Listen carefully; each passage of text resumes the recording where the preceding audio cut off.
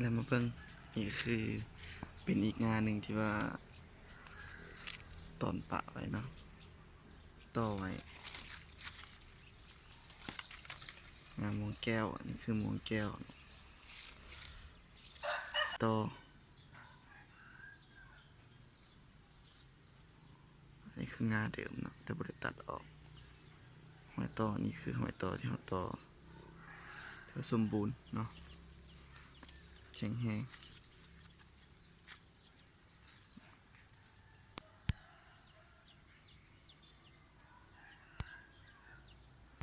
น่าจะสวย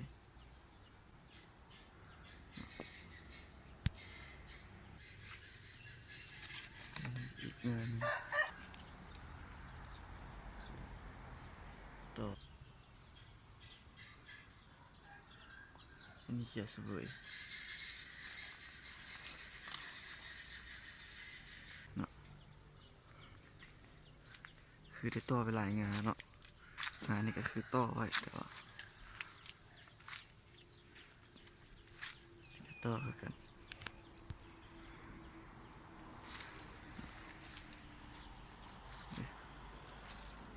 ต่อตัวเนื้อนี่ฮะบุแจ้งเนาะ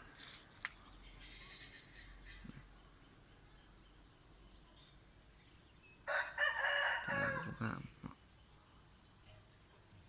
ต่อคือกันต่ออันนี้เขียสวยเนาะแต่บ่งามอาจจะเป็นย้อน นะงานนี้คืองานที่เสียงานนี้บ่ได้งานนี้เนาะเถอะ